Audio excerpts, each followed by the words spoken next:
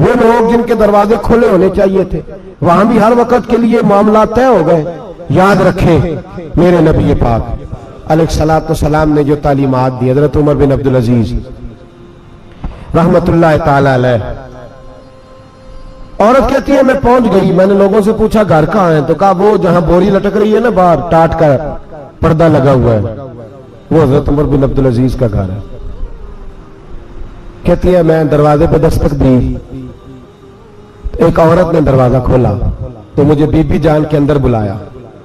तो उनके घर के अंदर जब मैं दाखिल हुई तो बड़ा सारा सेन था, एक तानिम कुआं लगा था, एक तरफ एक बड़ा दरख्त था और एक छोटा सा बनाई हुई थी जगह बर्तन धोने के लिए, और बीबी ना बर्तनों को मिट्टी लगा के साबुन लगा के बैठी हुई थी, काम कर रही थी वो औरत। मुझे उसने दरख्त के नीचे बिठाया, पानी पिलाया।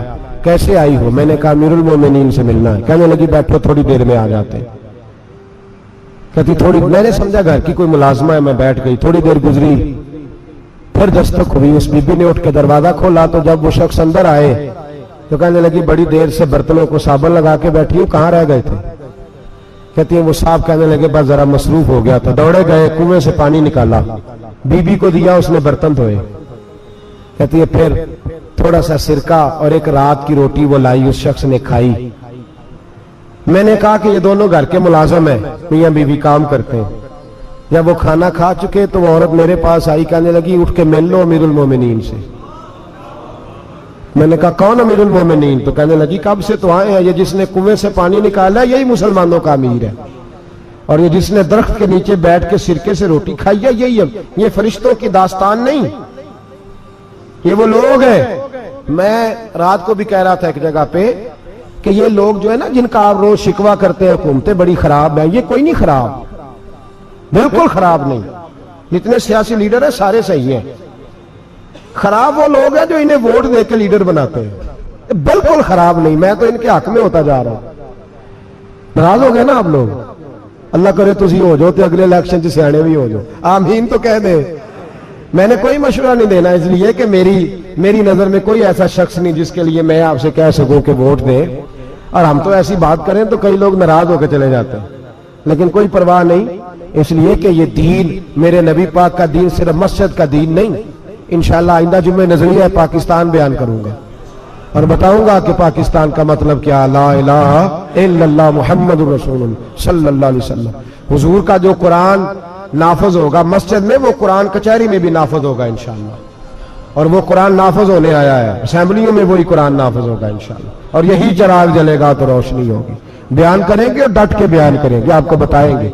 बस जो बात समझा रहा हूं फिल वक्त वो समझे, मुजरम वो नहीं जो बड़ा बन के लूटता है, मुजरम वो है जो उसको सपोर्ट करता है, जिसने उसे बड़ा बनाया है। ये याद रख ले, हमारी कोई बचत नहीं होगी, हमसे पूछा जाएगा। हम सारे कचहरी में खड़े होंगे, अल्लाह सवाल करेगा कि तुम बताओ तुम इनके मददगार क्यों बने थे, तुम सपोर्ट क्यों करते थे, ये पूछा जाएगा और हमने जवाब देना है। बहरहाल आमदाम बरसर मतलब जनाब उमर बिन अब्दुल अजीज रहमतुल्लाह अलैह के वो बीबी गई तो कहने लगी कि ये अमीरुल मोमिनीन ने कहा, वो उठ के हाजिर हुई, कहा हुजूर मैं इराक से आई हूं, मेरा खामन फौत हो गया, मेरी 5 बेटियां हैं, वजीफा लगा दे।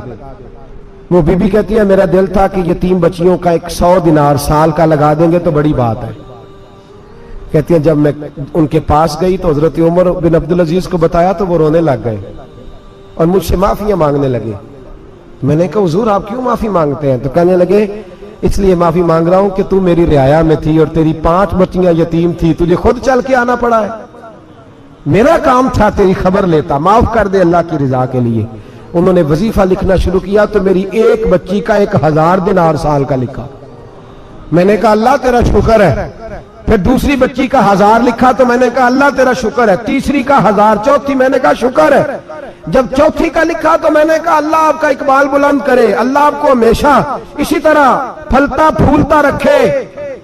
कहते हैं जनाब उमर बिन अब्दुल अजीज ने कलम रख दिया, फरमाने लगे मैं 5वीं का वजीफा नहीं लिखूंगा, 4 बहनों से कहना बांट के इसे भी दे दे। कहा हुजूर क्यों?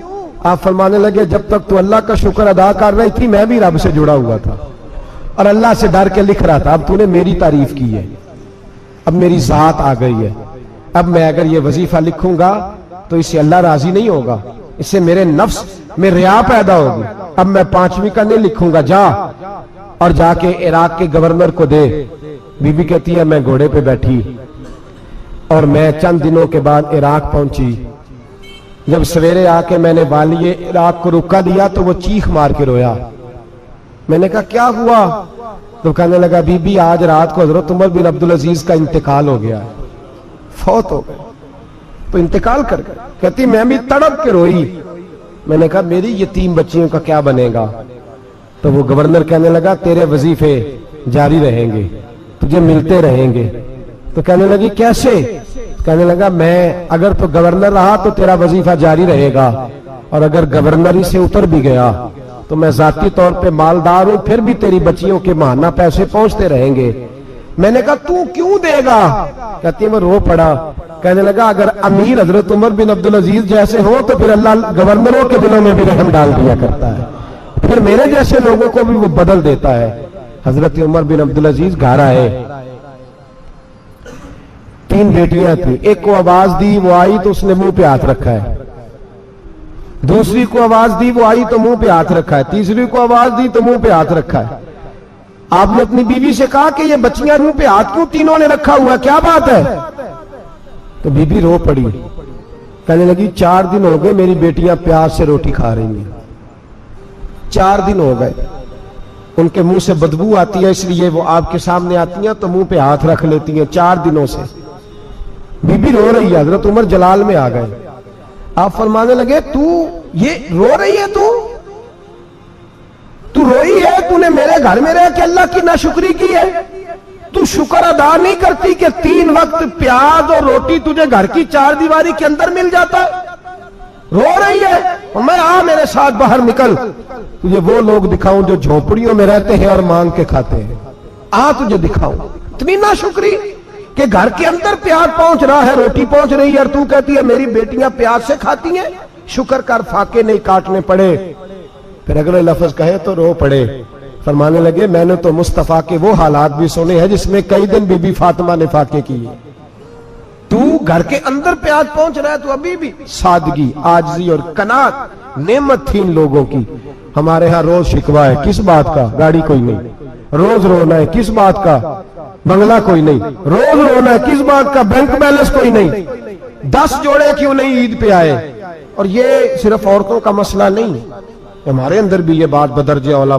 हम रोज अपने आप को मिस्कीन कहते हैं, गरीब कहते हैं, लाचार कहते हैं, मजबूर कहते हैं। कभी देखो जो झोंपड़ियों में रहते हैं, कभी पलट के देखो लोगों की तरफ जो पैदा हुए तो आंखें कोई नहीं थी, हाथ कोई नहीं थे, पैर कोई नहीं थे। वो देखो जो पैदा हुए तो सर पे बाप का साया कोई नहीं था। कैसे कैसे लोग वक्त गुजार रहे। हम रोज आके कहते हैं कारोबार ठंडा हो गया, हालात बड़े खराब हो गए, हम बड़े मजबूर। क्या हो गया साहब? अल्लाह के दिन है, सारे अल्लाह के दिन है। वसल अच्छा है ना फिराक अच्छा है, यार जिस हाल में रखे वही हाल अच्छा है। बस अपने आप को मुतमईन करें, आजिज़ी, इनकिसारी, किनात,